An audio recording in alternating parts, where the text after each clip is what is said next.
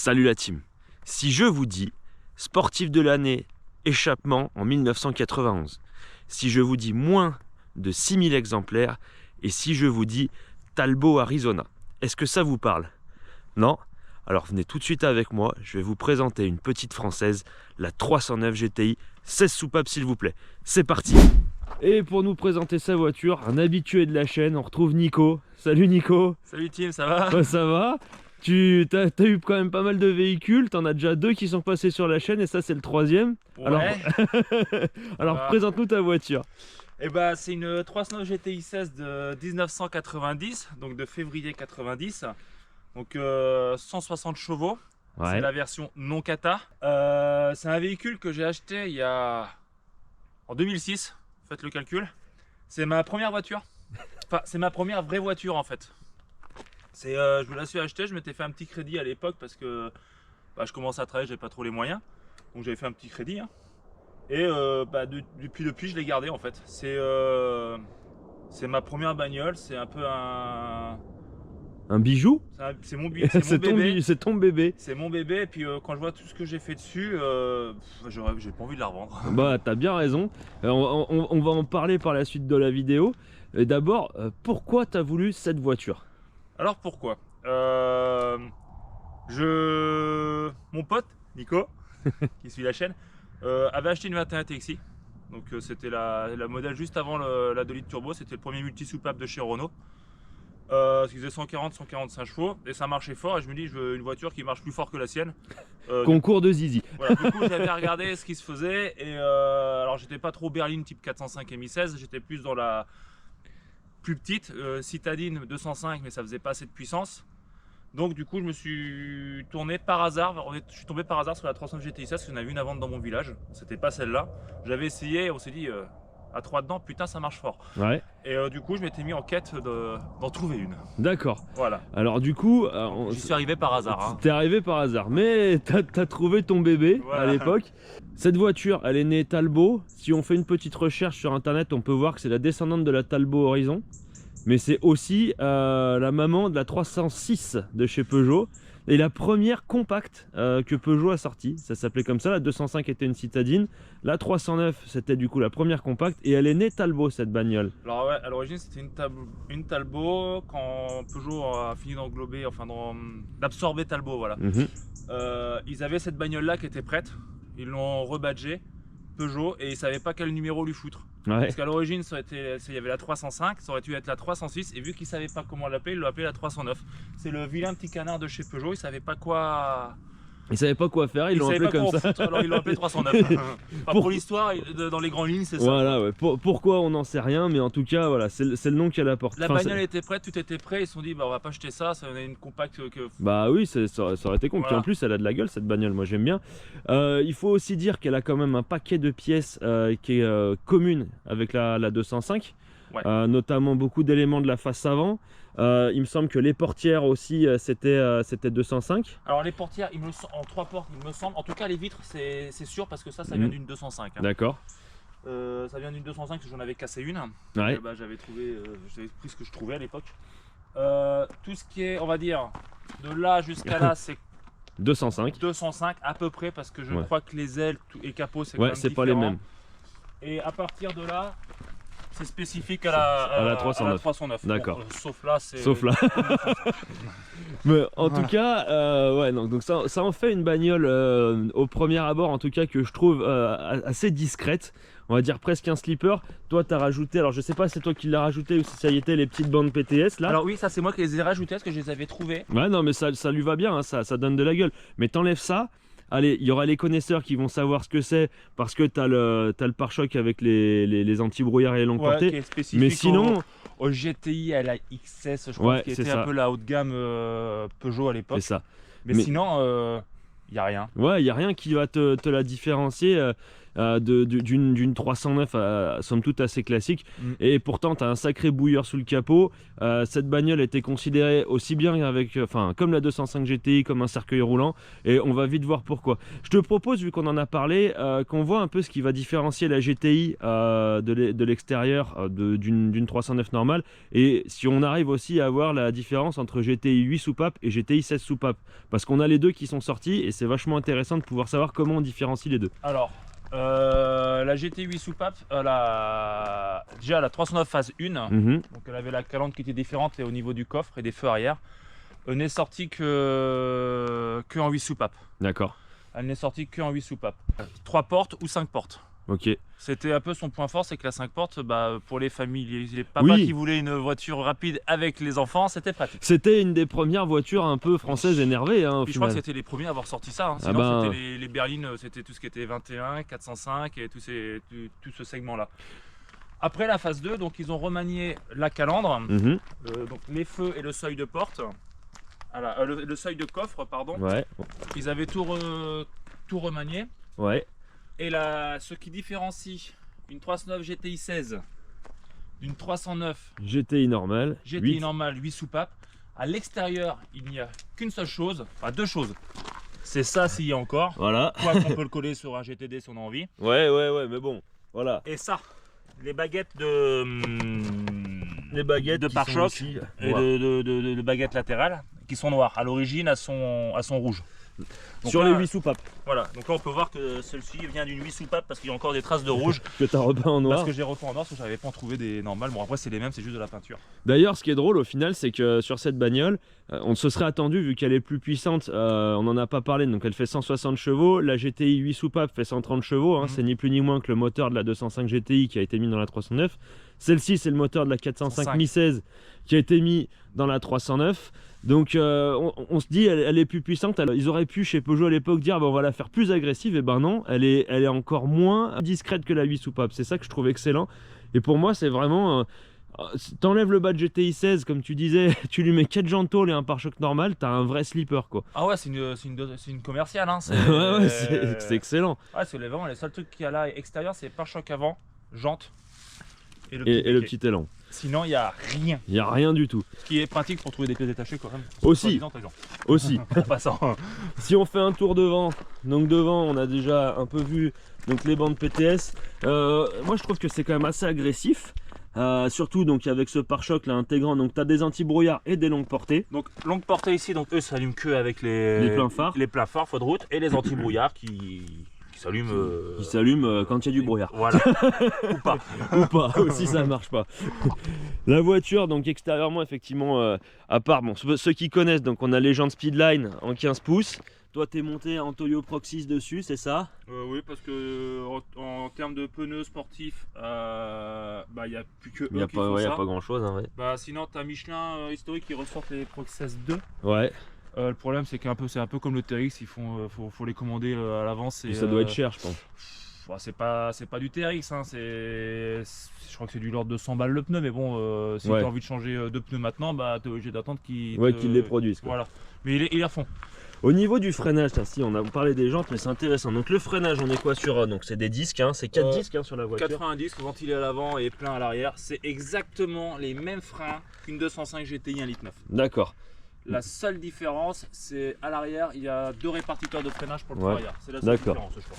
D'accord. Sinon, c'est du plug and play. Hein. C'est du plug and play. Ce qui est dommage d'ailleurs, et ce qu'on verra un peu par la suite, c'est que quand on rajoute 30 chevaux à une bagnole qui fait 900 kg, ça aurait été pas mal. Et qui est plus lourde déjà, mais qui est quand même légère par rapport à ce qu'on connaît aujourd'hui. Ça aurait été bien d'upgrader un petit peu le freinage, quoi. C'est limite, et quand on sollicite les freins, pour en avoir déjà fait les freins, on se retrouve très vite sans frein. Ouais, sans frein, ça c'est pas très endurant. On voit moi les disques sur celle-là sont voilés, hein. Ils avaient même pas 1000 km, je les avais déjà voilés. Hein. En plus, toi, tu es en Duritavia, tu as déjà fait la démarche d'aller chercher. Alors, quand je l'ai acheté, elle était déjà en Duritavia. Et quand je les ai changés au bout de 10 ans, ça veut vrai, je les avais recommandés en Duritavia. Donc un arrière comme on a vu assez conventionnel, on a le petit aileron, on a cette espèce, donc ce qui faisait vraiment la spécificité de cette voiture et pourquoi c'est la première compacte, donc c'est ce fameux haillon avec cette espèce de bulle qui permet d'avoir plus de place à l'intérieur et plus de coffre. Et du coup, à l'intérieur, c'est une française que je trouve très allemande en fait dans sa définition, parce Oui, qu'on a du cuir, c'est super, enfin je veux dire la finition du cuir c'est bien, c'est très bien fini, ça a très bien vieilli. Tu as ton petit toit ouvrant, le volant 4 branches, franchement qui se prend très bien en main, mais ça on va le voir après. Il est en sigle argenté, là au siglage au centre, le sigle argenté parce que le 8 soupape était en rouge. Un compteur avec quelques petites indications, température d'eau, température d'huile.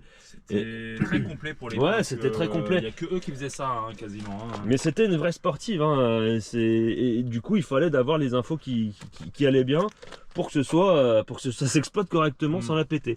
Tu avais les tapis de sport aussi, donc qui allaient avec le cuir et la moquette noire. Enfin les tapis sport, les tapis de sol qui allaient avec le cuir et la moquette noire. Alors les tapis, donc ça c'est des trucs achetés Ouais. en accessoires chez Noroto, tout Ouais, ça. ouais. La mienne est full option. Ouais.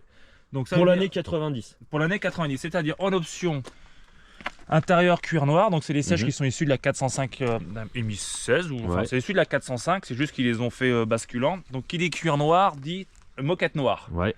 En option, j'ai le toit ouvrant. Il devait sûrement y avoir l'autoradio parce que c'était encore une option à l'époque, l'autoradio. Oui, oui. Et c'est tout. Ouais, c'était le full option de l'époque. Hein. Voilà. Et c'était déjà pas mal. Les vitres électriques aussi, t'avais. Ah, ça c'était de Ça série. c'était de série. Un truc qui était de série à l'époque et qu'on aurait pu prendre pour une option. Donc elle a la fermeture centralisée. Oui. Mais elle a aussi ce qu'on appelle le blip. Le blip. Et lui fonctionne. C'est juste quand j'arrive pas à trouver des piles qui tiennent plus de 2 semaines. C'est l'équivalent d'une télécommande en fait. Hein, Ouais, bon. bah, tac, et t'avais le petit récepteur qui est ici. D'accord, qui était là. Ok. Et moi, il marchait plus quand je l'ai acheté. Ouais. Et enfin, j'avais pas le blip. Et du coup, je l'avais racheté. J'avais retrouvé un truc. Bah, que j'ai acheté ça il y a 18 ans maintenant. Donc, on retrouvait facilement les pièces. Il y a des trucs qu'on retrouvait facilement, quoi. Maintenant, il y a des trucs qu'on trouve moins facilement. Et elle est presque toute d'origine. Ouais. Hormis le levier de vitesse qui est. Alors le levier de vitesse, on va en parler parce que C'est bizarre. j'ai prêté à Nico un levier de vitesse issu d'une production allemande. Mais où est ton pommeau? Alors, Montre-nous ton pommeau. le pommeau a plus de 30 ans et 220 000 220 000 km. km. Parce que cette voiture a 220 000 km et elle est vachement bien entretenue. Voilà. Il est en kit, c'est un pommeau Ikea. Il est mort. Voilà, il est mort, donc Nico Bah, il va le remplacer. mais... Ils le refont maintenant, hein, c'est pas un souci, c'est juste que bah, Ça vaut une couille. Ça vaut 100 balles quasiment, donc là j'attends les étrennes. Dans les étrennes. Petite subtilité, j'ai souvent vu des voitures avec les fenêtres arrière là qui pouvaient s'entrebâiller, mais toi tu as une commande déportée ici Voilà, qui te permet, c'est les petites poignées. les petites poignées qui te permettent d'ouvrir les fenêtres, enfin Et- d'entrebâiller les fenêtres arrière directement depuis le conducteur. Et je trouve que, alors c'est pas grand chose, mais je trouve ça exceptionnel. Dans des... Je crois qu'il y avait que la 309 Ouais, et la, enfin, la GTI, enfin, Il les me semble que GTI. c'est sur GTI, c'était avec sur celle-ci. Ouais. À voir Ouais. après dans les commentaires si vous avez vu ça sur d'autres 309. Mais moi je trouve ça assez excellent. Et puis ben, dans l'ensemble, on est pas mal, hein, un intérieur qui est cool. Si on passe derrière, on retrouve une banquette en cuir. En plus, elle est bien moelleuse. Ah, c'est typiquement français de l'époque, c'est des fauteuils. Et du coup, vous pouvez voir que donc, le siège il est reculé au maximum. On est dans une 309, hein, on est dans une compacte. Donc j'ai les genoux qui viennent juste effleurer l'arrière du siège. Mais dans l'ensemble, on a quand même de la place. On est vachement bien. C'est confort. C'est confort, on peut être à deux comme ça, on peut faire de la route. Non, franchement, c'est vraiment cool. Donc si vous voulez avoir une Youngtimer avec laquelle vous pouvez aussi un peu voyager confortablement à 4 adultes dedans, vous pouvez avec la 309 GTI 16. Oh, il fait chaud. Alors on a notre chaudière par ces temps frais. Donc ce bloc, donc 1,9 litre, donc le moteur de la 405 EMI 16 que je trouve qui fait énorme en fait sous le capot, mais je pense qu'il y a beaucoup de périphériques aussi. C'est la pipe d'admission qui est surtout énorme. Ouais, la pipe d'admission elle est monstrueuse. Même l'admission d'air là, c'est vraiment, je trouve que c'est vraiment Et très tu vois gros. pas le collecteur d'échappement, ce qu'ils appellent le spaghetti. Ouais. Et, On le voit pas bien, j'arriverai Ouais, pas. non, On en il voit est- un bout derrière là, mais il est j'arriverai pas à le caché derrière. Mais ça, alors, donc, moteur qui fait gros dans cette bagnole, même si c'est le même, ça reste un 1,9 litre, on a le même dans la 205, mais je trouve vraiment qu'il est énorme. Bah, c'est la culasse quoi. T'es en... Ouais. Après culasse à double arbacam en tête, ça prend plus de place quoi. C'est ça, c'est bien marqué ici 16V. Truc que je note tout de suite quand je pense à l'entretien je te plains quand tu dois faire la distribution parce que franchement, j'ai envie de dire, il y a autant de place que sur un V6 Busso dans un Spider et je sais de quoi je parle. C'est un enfer. C'est un enfer, ouais, ça a l'air. Je l'ai fait pour la première fois parce que il y a 3 ans maintenant, 3 ou 4 ans, faut que je regarde. J'en ai chié. Je te comprends. Je te comprends. C'était ma première distribution à courroie que je faisais. Je suis plus habitué aux chaînes ou aux cascades de pignons. Donc c'était ma première. Et sachant que celle-ci, donc elle a 2 galets comme beaucoup de distributions, sauf qu'il n'y a pas un galet tendeur et un galet enrouleur. Là, c'est 2 galets tendeurs à réglage manuel, pas réglage automatique. Donc autant dire, quand tu fais le premier démarrage, tu es en train de... Tu flippes un peu, quoi. Ouais, tu te chies dessus. Mais bon, clairement. si c'était simple, ce serait pas marrant, quoi. Hein. Oui. Ouais. Bon, après, je me dis que ça fait 4 ans que ça roule, oui, ça a voilà. toujours pas pété, donc c'est que c'est bon. Et du coup, alors en termes de fiabilité, entretien, globalement, est-ce que c'est fiable comme bagnole? Alors, si c'est respecté, c'est fiable. Elle était connue pour avoir une faiblesse au niveau du bas moteur, au niveau de tout ce qui est coussinet de bielle. Mais bon, souvent c'est que les mecs tapaient dedans à froid, lui il était pas arrivé jusque là. Bon, on voit le tableau, quoi. Tu fais du copeau. Sinon, c'est des moteurs qui sont fiables. Ces trucs-là, on fait de la compète. Hein. Bon, ils étaient poussés à des puissances de débiles. Mais non, c'est des moteurs qui sont fiables. L'entretien, tout ce qui est vidange, les bougies. Bon, les bougies sont en dessous, faut démonter un peu, mais ça se fait bien. Courroie d'accessoires, tête de Delco, tout ça se fait bien. Il faut juste démonter un petit peu et on a accès à pas mal de choses. Ça se fait relativement bien, vidange, tout ça. Alors la vidange, oui, il faut lever la bagnole, pour enlever le bouchon, après redescendre la bagnole. C'est tellement basse que... Oui, en plus la tienne est rabaissée. Oui, elle est rabaissée, c'est un des trucs qu'il faut que je fasse ça. Donc voilà, sinon, non, c'est fiable. C'est fiable dans l'ensemble. Le seul truc qui commence à m'emmerder, le problème c'est que ça a 220 000 et plus de 30 ans, c'est l'injection, c'est du Bosch, c'est très fiable. Motronic, c'est ça? Il me semble que c'est Bosch Motronic l'injection. Il faut regarder parce que là j'ai un vieux doute. Parce que Motronic, les KG-Tronic, les LG-Tronic, les MJ, je suis perdu. Donc là j'ai l'injection qui commence à donner des signes de faiblesse. Donc l'injecteur j'ai changé, c'est bon, j'ai rechangé ma capsule de pression de rail. Là le seul truc qui reste à faire, c'est mon débitmètre. En fait il est fatigué et ça se refait en échange de standard, donc parce que j'ai un ralenti à 1500 tours. Quand elle est froide, elle cale tout le temps et l'acquateur de ralenti a été remplacé. Enfin bref. C'est du gros débitmètre hein, quand même. Hein. Tu vois que l'ancienne, par rapport à ma main, tu vois les petits débitmètres aujourd'hui, là tu vois que là c'est ouais voilà, hein, c'est du gros truc. J'ai tout remplacé vraiment pour arriver au dernier moment. Là toutes les durites sont neuves. Hein. C'est bien, c'est qu'ils refabriquent tout maintenant. Ça c'est pratique. Toutes les durites d'admission sont neuves, tout est neuf, donc voilà. Et la petite barre anti-rapprochement. Alors ça, elle était déjà quand je l'ai acheté. Et c'est pas la peinture d'origine. L'origine, elle était jaune. Et je l'ai fait repeinte en rouge tout simplement parce que mon père travaillait dans une boîte où il faisait des extincteurs. Et vu qu'il était à la peinture grenaillage, il m'a dit: est-ce que tu as des trucs à peindre avant de partir à la retraite? Allez, rouge extincteur, allez c'est parti. Mais ça va bien, moi j'aime bien, ça choque pas trop, ça met un peu de couleur dans tout ça, je trouve ça. Plus 20 chevaux. Plus 20 chevaux, hein, plus 20 chevaux, ouais. Et là t'es à plus 40 là. Donc là on est à 220 chevaux là. Voilà, j'hésitais à faire les étriers en rouge, mais ça supportera pas. Ouais, ça supportera pas, ça passera pas par terre. Est-ce que c'est une voiture qui se roule tous les jours? Oui. Clairement, c'était mon délit pendant plus de 10 ans, donc. Regarde. Donc. T'as de la place. C'était mon délit pendant plus de 10 ans. Bah donc, oui, tu peux mettre des valises, tu peux partir à 4 dedans sans problème, tu peux même déménager si tu veux, tu peux baisser la banquette arrière, donc non, t'as vraiment de la place. Non, c'était des bonnes bagnoles. Non, c'est nickel, c'est nickel. Est-ce que t'as quelques anecdotes avec, parce que cette voiture, elle était connue pour avoir une légère tendance à chasser du train arrière au lever de pied en virage. Oui. Est-ce que tu as des anecdotes dangereuses ou pas avec cette voiture? Voilà, donc en train de faire le con avec des potes parce que quand on a le permis, c'est bien connu, on est ultra responsable. Ah oui, toujours. Non, parce que j'ai eu ça, j'avais pas un an de permis. Hein. C'est mon père qui l'avait assuré parce que personne ne voulait m'assurer. Tu m'étonnes. Du coup, j'avais la Ford Fiesta 1,9 litre de ma mère assurée, moi. Ça passait mieux. Ça passait mieux. Sinon, ouais, donc en train de se taper la bourre avec des potes, en train de faire les cons. Et entrée de virage, levée de pied, freinage. Tout ce qu'il faut pas faire avec cette bagnole. Avec des pneus qui étaient un peu vieux aussi, j'ai le cul qui est parti à la effet Gordini quoi. Hein. Ouais, voilà. Il y a le cul qui a voulu passer devant, donc j'ai marbré une aile, un phare, un clignot et le pare-choc. Bon, c'est arrivé en 2016 ou 2017, donc toutes les pièces étaient encore disponibles chez Donc Peugeot. tu as pu les retrouver facilement. Alors ça permet aussi d'aborder ce sujet-là, tout comme la 205 GTI, en particulier il y a un Hit 930, ces voitures étaient connues pour être...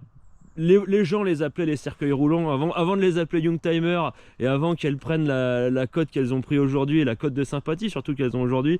C'est des voitures qui faisaient peur. Vous verrez derrière au volant, vous allez vite comprendre pourquoi.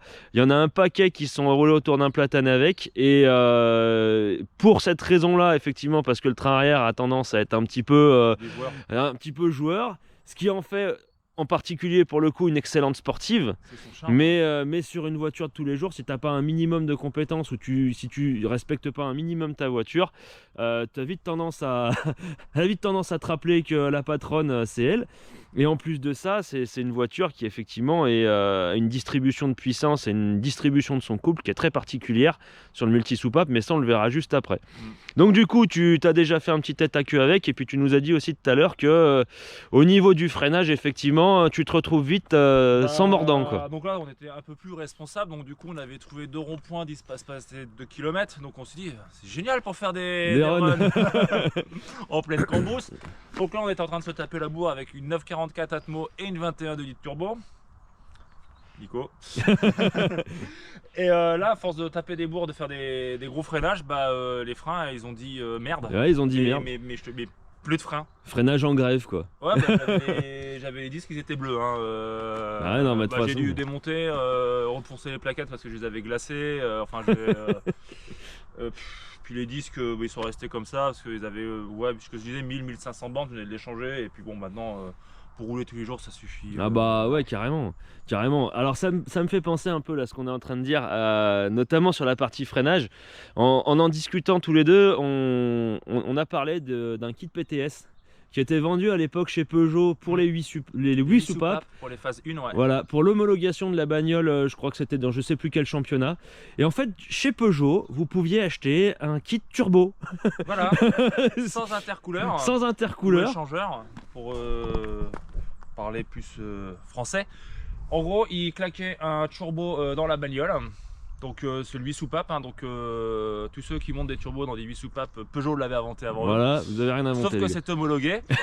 Et les mecs roulent ma poule, quoi. Donc il y a un essai de turbo de l'époque. Sur internet qui est dispo, je le mettrai en description parce que c'est quand même assez exceptionnel. Et le mec il teste la bagnole sur route ouverte, il double tout le monde. Il dit alors ça marche bien, alors le train avant, il faudrait peut-être le renforcer, mettre des plaquettes de frein de meilleure qualité. C'est ça. Mais ça marchait, mais c'était plus violent qu'une M3 E30 de l'époque. Ça faisait 160 chevaux, donc on est sur la 8 soupapes, donc c'est-à-dire qu'on part sur la base moteur de la 130. Ça faisait 160 chevaux, 220 ou 240 Nm, enfin c'était énorme. Il n'y avait pas d'ABS, pas de SP, rien. Et ils n'avaient pas non plus changé les freins. Donc du coup, la voiture était déjà dangereuse. Ils se sont dit, si on la rendait encore plus dangereuse, ce serait vachement cool. Et il y a 150 pèlerins qui ont acheté ce kit à l'époque. Donc autant te dire que c'est introuvable aujourd'hui. Par contre, si jamais il y en a un d'entre vous qui regarde ma vidéo et qui est sur la région Rhône-Alpes et qui a envie de me faire essayer la voiture, je serais très content de pouvoir mettre les fesses dedans parce que c'est une vraie rareté. Déjà que celle-ci, on le disait dans l'introduction, au moins de 6000 exemplaires, c'est une vraie rareté. Mais alors, en turbo 8 soupapes, ça doit être exceptionnel. Bref, c'est encore plus rare qu'une 205 T16. Est-ce que tu as des projets sur cette voiture pour l'avenir? Oh oui, en fait, c'est toutes les vieilles bagnoles, t'as jamais fini. Enfin, je disais que j'avais fini sur la 4L quand je suis passé. En fait, j'ai repensé à plein de trucs derrière. Mais oui, alors ce que j'ai à faire déjà, c'est la remettre en hauteur d'origine. Parce qu'elle est vraiment tape-cul. C'est vrai qu'elle est très tape-cul. En fait, je pense qu'à l'avant, je suis pas trop mal, mais c'est à l'arrière, ils ont décranté. J'ai jamais touché à la suspension. Enfin, j'ai changé les amortisseurs, mais j'ai jamais touché à la suspension depuis que je l'ai acheté. Et à l'arrière, elle est vraiment tape-cul. Et donc maintenant, on arrive à retrouver facilement parce que quitte à la décranter, autant changer toutes les cages et aiguilles de train, parce que quitte à tout démonter, autant tout refaire. Parce qu'en fait, c'est plusieurs chantiers que je veux faire, mais je veux tout regrouper. Il y a la remettre à hauteur d'origine, donc déposer le train, et en même temps traiter la rouille que j'ai commencé à traiter. Mais en gros, il faut que je décape tout l'arrière. C'est la maladie sur ces voitures-là. Ça commence à arriver. Ça a tendance à rouiller, naturellement. Les en fait, c'est pas que ça a tendance, c'est qu'avec le temps, j'ai tout le Black Sun qui se décolle. D'accord. Il se décolle parce que c'est vieux. Et du coup, ça commence à rouiller parce que c'était la tôle directe. Donc il y a ça à faire. Donc là, j'ai tout traité avant de venir. Tu vois que j'ai fait de la peinture anti-rouille en dessous, mais bon, ça se voit pas et c'est protégé. J'ai ça, j'ai repeint le compartiment moteur parce qu'il est dégueulasse. Bah, comme on a pu voir un peu, il y a des endroits, il y a des traces de peinture d'après, bah, c'est que j'ai traité de la rouille. Donc c'est une voiture que je suis énormément au niveau de la rouille, c'est la maladie. Et bah, ça serait la prochaine distribution, c'est sortir le moteur. Parce que c'est plus simple. Ouais, comme une Alpha, hein, comme un Busso. Je refais tout le compartiment moteur, je repeins tout, je refais tout propre. Et voilà, et après d'autres trucs, la ligne d'échappement qui est d'origine mais complètement pourrie. Introuvable en origine acier, donc ça serait d'en refaire une en inox sur mesure. Oh mince, mince. Alors l'idée, ça reste discret comme ça l'est en temps normal, et mettre pourquoi pas un système de dérivation qui sorte par là en dessous. Ouais. En gros, ça serait le seul truc qui serait pas d'origine. D'accord. Mais bon, histoire que ça fasse un peu de bruit. Ouais, mais ça en fait déjà pas mal, hein. Rien que d'origine, ça en fait déjà pas mal. Non, ça serait la passer en full inox parce que bah, de toute façon, il n'y a plus de pièces détachées. Donc, oui, de toute façon. Au bout d'un moment, tu es obligé de faire quelque chose, quoi. Ceux-là, tu regardes en dessous, ça tient avec des gros manchons, des machins, enfin c'est dégueulasse. Ah bah ouais, non, t'inquiète pas. Je pense qu'en ligne inox, ça va le faire. Fais-le. Hein. Et puis surtout, mets bien une dérivation, qu'on entende mieux. Et après, sinon, ouais, passer en frein percé ventilé à l'avant, peut-être, et pareil à l'arrière pour garder un peu d'endurance, peut-être pas forcément plus de mordant, mais un peu d'endurance. Et sinon, bah après, il n'y a pas. Bah si, après, j'aimerais bien reprendre tous les défauts de carrosserie, la faire très très propre, déjà qu'elle l'est déjà. D'ailleurs, en parlant de carrosserie, la peinture, donc tu m'as dit que c'était un gris Futura, et c'est pareil, il n'y a pas beaucoup de 309 GTI 16 qui sont sortis avec cette config de couleur, il me semble. Tu m'avais expliqué qu'on en voyait beaucoup en bleu Miami, en gris Magnum, donc le gris foncé. Bleu Miami, il me semble que c'était une des couleurs. C'est la voiture qu'ils avaient quand ils ont présenté la bagnole. D'accord, ouais, c'est ça. Moi, j'avais voulu en bleu Miami à l'époque, mais bon, je n'en avais pas trouvé. Et tu m'as dit dans l'état que je voulais. Ouais, après, ouais. Et tu m'as dit qu'en Angleterre, elle est sortie aussi en vert Goodwood, c'est ça? Ouais, mais en 8 soupapes. C'était une série limitée, à l'Angleterre. Ok. Dernier sujet avant qu'on aille faire un tour sur la route. Dans les années 2010, on a eu un emballement sur les Youngtimer. Moi, j'appelle ça un peu la Youngtimerite aiguë. Hashtag titite de l'essence dans mes veines si tu regardes cette vidéo. Donc c'est une voiture que toi tu as payé pas très cher à l'époque. Alors si on compare par rapport à aujourd'hui, non, j'ai pas payé ça cher. Mais à l'époque, moi je l'ai payé cher parce que j'ai voulu mettre le prix pour avoir un modèle d'origine. Donc elle était presque d'origine, hein. Enfin elle était d'origine à part les baguettes, les pare-chocs qui n'étaient pas en gris couleur carrosserie que j'ai fait repeindre par la suite. Et surtout sans corrosion. Bon, moi la corrosion commence à arriver, mais voilà, c'est pour ça que ça fait partie des trucs que je veux refaire absolument. Et je la voulais vraiment d'origine très propre, sans corrosion et avec moins de 200 000 au compteur. Du coup, je l'ai payé plus cher que le prix du marché. À l'époque. Voilà, j'avais mis 1000 € de plus que ce qu'on trouvait en moyenne dans le marché. Et tu l'avais payé du coup combien? 3500 €. 3500 €. Aujourd'hui, si on fait un petit point sur la cote, aujourd'hui, alors cette voiture reste, tu m'avais dit que tu avais voulu celle-ci aussi parce qu'elle était moins chère qu'une 205 GTI 1,9 litre. Bah, ça jouait pas à grand chose à l'époque. Oui. Le problème c'est que les 205 elles étaient toutes ravagées. Oui. Elles étaient passées par la case tuning aussi. D'ailleurs, j'en profite, les 309 ont eu droit à leur kit DIMA, c'est assez rare. Il y a une très rare 309 GTI. Alors, je ne sais pas si c'est une GTI 16 ou une GTI 8. Donc, GTI 16 DIMA compresseur qui doit faire plus de 200 chevaux. Ouais. Ça doit être monstrueux, mais bon, bref, c'était juste pour mentionner un petit coucou à DIMA. Mais aujourd'hui, cette bagnole, on a fait un petit point sur le marché. Actuellement, donc on est fin 2024 sur le Bon Coin, il y en a une dizaine à vendre en GTI 16 soupapes. Il y en a plus que d'habitude. Il y en a plus que d'habitude, ouais. Et ça se touche quoi. Ouais, bah ça se touche, c'est raccord au marché d'aujourd'hui. Mais on va dire qu'on en trouve, les premiers prix démarrent autour des 13 000 € pour des exemplaires qui sont modifiés puis qui ont plus de 200 000 km. Et pour un exemplaire qui est pas trop kilométré, donc autour des 100 000, en état d'origine, on est autour des 22 000 €, voire 25 000. Ouais, comme je te disais, celle qu'on a vue à l'époque auto, la Bleu Miami, elle est vraiment magnifique. Voilà, ouais. Là, c'est un billet de 25 000, je pense, sans problème. Hein, mais après, elle est magnifique. De ce que j'ai vu, elle avait moins de 100 000 au compteur. Il suffit que le moteur ait été refait sur facture par des pros. Bah alors là, ça s'envole. Ah bah là, ça s'envole. C'est toujours pareil. Après, le kilométrage, ça veut rien dire. Hein. Quand ça a été refait, après, oui, c'est fiable. Voilà, c'est fiable. Moi, voilà, les moteurs d'origine à 225 000, elle roule nickel. Hein. Ouais, y a rien à dire. Celle que j'avais essayé avec quasiment 300 000, ça marchait bien. Hein. Enfin, y a pas de... Si ça a été entretenu, pour moi, il n'y a pas de souci. Mais c'est un billet, mais ça reste toujours moins cher moins cher entre guillemets qu'une 205 GTI, un i6, un i9 pardon. Donc c'est un ticket d'entrée vers un monde, le monde des Youngtimers, mais j'ai envie de dire avant le monde des Youngtimers qui pour moi maintenant est devenu un terme très lié à la spéculation et à je me fais du pognon sur les bagnoles.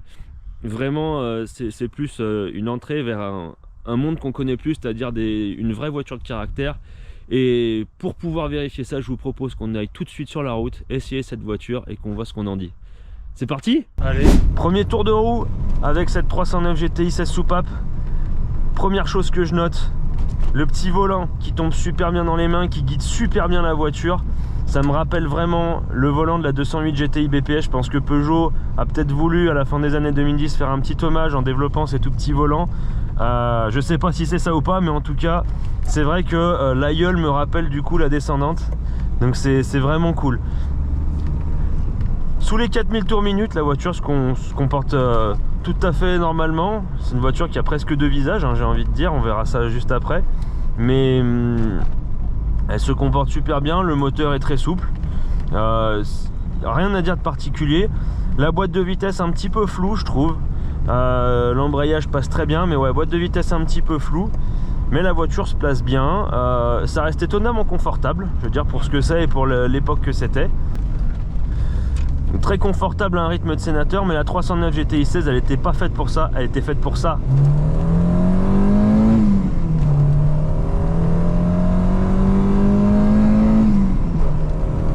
Le multi-soupape il est là hein. Il est en forme pour son âge.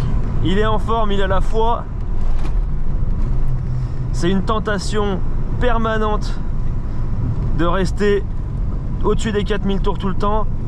C'est plusieurs fois je me dis je vais la vendre parce que je roule pas avec. Dès que je la prends je fais ça, j'ai plus envie de la vendre. C'est ça. Voilà. Ça c'est addictif. On est pile poil sur son terrain de jeu. Et je pense que je comprends pourquoi il y en a beaucoup qui disaient que c'était... Allez, ça prend. Elle a du mal à trouver l'adhérence tellement ça arrive. Hein. C'est ça qui est drôle. Et elle est là pour ça. Allez, hop, on accélère. Ça y va, ça passe.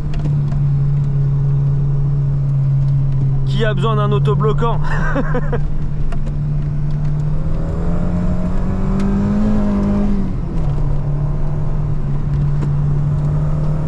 Elle se place super bien, elle se guide nickel. C'est une voiture qui rend stupide en fait. À l'époque, les châssis Peugeot étaient redoutables. Hein. Elles étaient réputées pour ça ces bagnoles. Hein. Ah bah c'est excellent, d'autant plus que là, on est vraiment sur son terrain de jeu. Elle aime bien presque les routes encore plus petites. Là j'ai envie de dire c'est comme une piste de ski en fait. Tu sais, t'as les petites stations avec les pistes rouges des stations qui valent des pistes noires. Là on est quand même sur un grand boulevard. Tu vas dans une grande station mais tu t'amuses quand même vachement. Mais elle aime bien les routes un peu plus petites cette voiture. Mais là on est quand même bien et on est quand même surtout sécu parce qu'on a une belle visie. Donc pour exploiter la voiture c'est cool. Donc c'est pas forcément une voiture avec laquelle vous allez faire de l'autoroute, même si elle sait très bien le faire, un peu bruyante, mais c'est vraiment ici son terrain de jeu, c'est vraiment une voiture de sport. C'est vraiment une voiture de sport qui ne demande qu'à monter dans les tours. Comme je vous disais tout à l'heure, le moteur et la distribution de puissance est très particulière parce qu'effectivement on n'a pas grand chose, en tout cas on reste très souple en dessous des 4000 tours minute et tout arrive d'un coup en fait. À partir de 4000, le couple maximal, je crois qu'il est, ou la puissance maximale elle est à 5000 tours minute. Ouais, et ça 5000, 5005, 6000, ça dépend. En fait en regardant sur internet j'ai un peu tout trouvé, donc en gros entre 4000 et 6000 c'est là que la puissance est vraiment exploitable à fond quoi. D'accord. Je sais qu'elle fait ses 160 chevaux, elle développe 160 chevaux aux environs des 6000. D'accord. Donc c'est vraiment un jouet, c'est vraiment une bagnole comme on n'en fait plus quoi. Et je comprends pourquoi tant de gens la kiffent parce qu'elle te donne la banane quoi. Elle te donne la banane. C'est une époque où les constructeurs, tous confondus, hein, enfin, surtout entre français et allemands, il y en a un qui sortait un truc, l'autre il fallait qu'il sorte mieux. Alors du coup tu prenais des trucs qui existaient déjà, tu le balançais dans la bagnole. Mais après tout ce qui est frein, tout ça, on s'en fout, c'est accessoire quoi. Il y en a qui sortaient un truc, fallait faire mieux quoi. Et c'était une course à la puissance, mais c'était comme le groupe B quoi. Les mecs qui sortaient des trucs, c'était n'importe quoi. C'est pour ça qu'ils ont arrêté le groupe B d'ailleurs. Bah, il y a eu 14 morts je crois dans la dernière saison. Donc effectivement ils se sont dit on va peut-être y arrêter. Mais c'est vrai que c'est la course à l'armement. Alors cette course à l'armement, elle a toujours été, hein. Même dans les dernières années de production des GTI, on avait Renault versus Peugeot. Ça se battait à coups de 308 et de Mégane RS. Mais c'est vrai que c'est vraiment sympa. Allez, on en reprend une petite lichette. Écoutez-moi ça.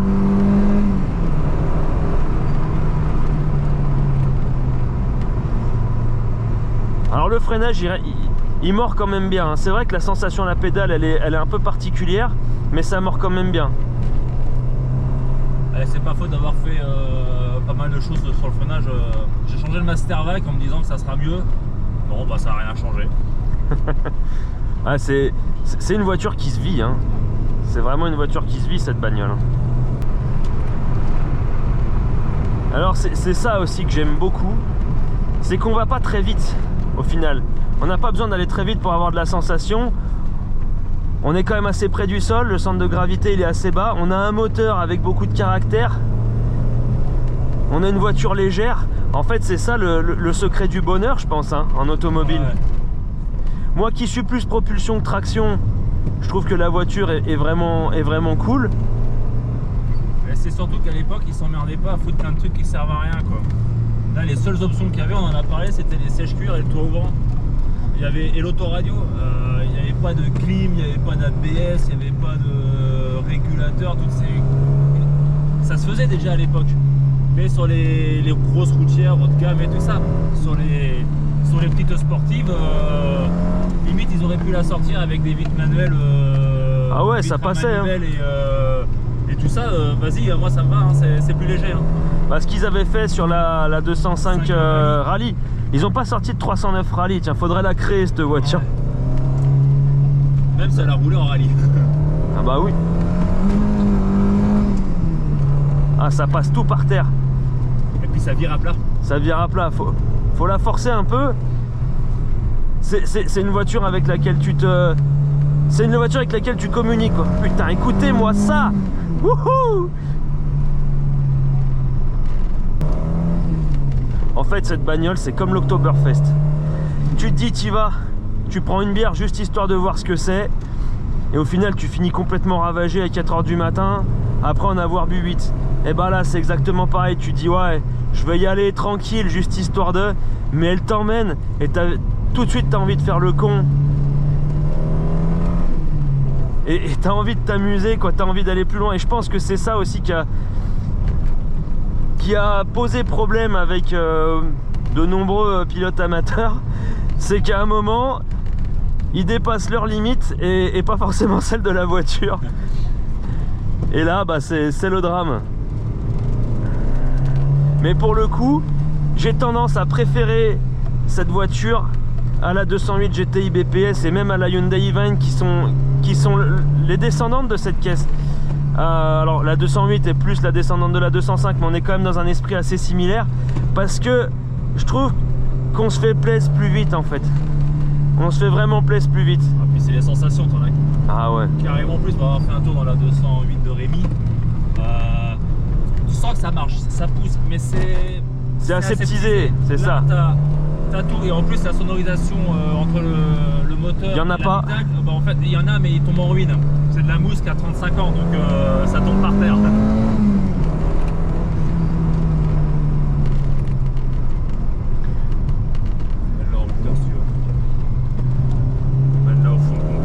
Allez, compteur dans la boîte à gants.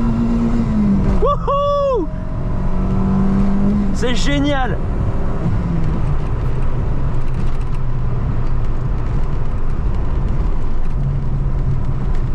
Enfin, je pense que c'est cette bagnole qui va me donner envie de faire un top 3 annuel des bagnoles que j'ai essayé. Parce que franchement l'Audi coupé d'Antra m'avait déjà vraiment mis la banane. Mais alors celle-là,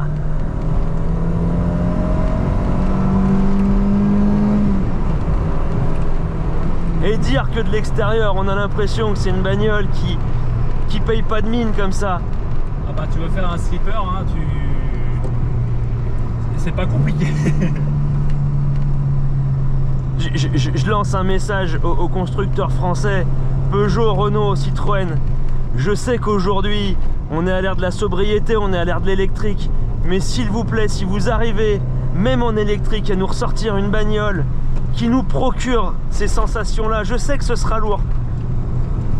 Mais refaites-nous sourire, s'il vous plaît. Reprocurez-nous ces sensations. Parce que les véhicules d'aujourd'hui sont quand même vachement tristes à côté de ça, quoi. Et c'est vraiment quelque chose d'exceptionnel. J'avais déjà conduit la 205 GTI, ça faisait longtemps, et je m'attendais pas du tout à ça avec cette voiture. Je m'attendais pas du tout à une telle hargne, à un tel caractère moteur. Je suis pas 4 cylindres, je suis même pas très traction, mais là, cette voiture, elle vient de faire voler en éclats tout ce que toute ma conception de ce qui procure le plaisir en automobile, quoi. On est sur quand même un petit moteur par rapport à ce que j'ai l'habitude de conduire. Une traction et avec une banane pareille, purée, mais je comprends tellement pourquoi les gens s'arrachent ces voitures, quoi.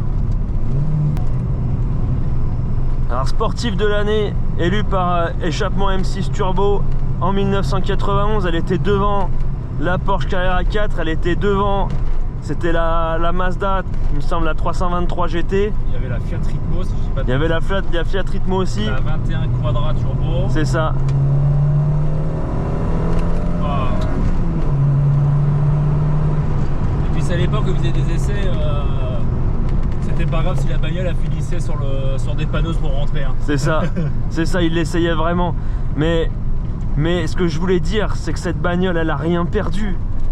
Elle est 35 ans après, elle est toujours au top de sa forme. Elle te fout toujours autant de sensations. Elle se place bien, les talons pointes ils sont faciles à rentrer. La boîte, effectivement, elle peut paraître floue quand tu es à bas régime, mais quand tu la conduis tranquillement, mais dès que tu mets dedans, elle se réveille précise. En fait, c'est une voiture qui a besoin d'être cravachée, quoi. Enfin, cravachée, façon de parler. Elle a besoin que tu lui mettes du rythme. Bah, c'est une voiture, ça se passe au-dessus de 4000. 3500, 4000. Alors, quand je vois des routes comme ça, j'ai envie d'y aller, mais je reste quand même sur les freins parce que je connais sa tendance à avoir envie de lever la patte arrière. Mais croyez-moi que c'est pas l'envie qui manque de mettre encore plus de rythme. Ah, elle m'a procuré vraiment, je vais pas faire comme Sylvain, je vais pas avoir la larmichette, mais ça te fait quelque chose, quoi. Ça te fait quelque chose, et c'est peut-être pour ça aussi que j'ai un peu plus de mal, même si je les trouve très bien aussi, c'est encore différent. Mais avec les voitures modernes, parce que là on est quand même sur un niveau qui est différent. On vit la voiture, on fait corps avec.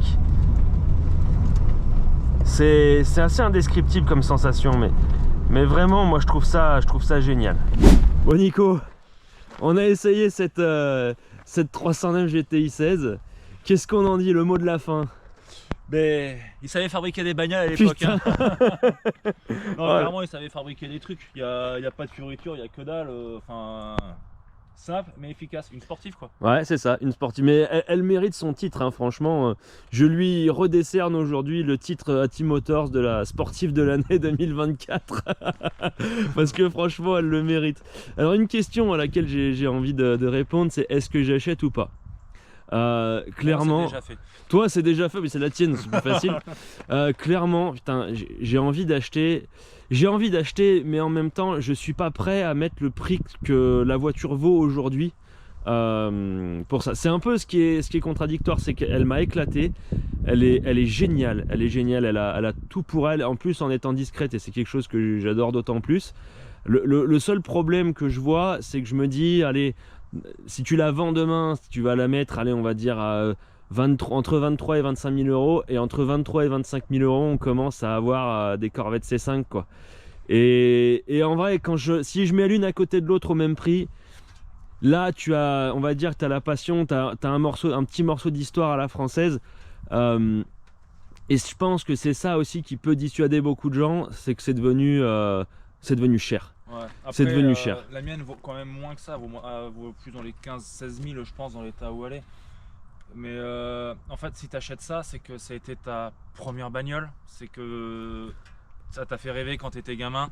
C'est des trucs de genre, parce que si tu cherches comme toi une voiture qui marche pour on va dire un budget de 20-25 000 euros, bah tu as ça, ou alors tu rajoutes 2000 balles de plus et t'as un V8. Enfin, ouais, c'est un peu ça qui est devenu frustrant avec ces bagnoles en fait. Voilà. En fait, t'achètes ça, alors soit tu veux faire de la spéculation, voilà, clairement, ou alors c'est parce que tu as une histoire avec cette bagnole, ou enfin voilà, c'est ce que je disais quoi.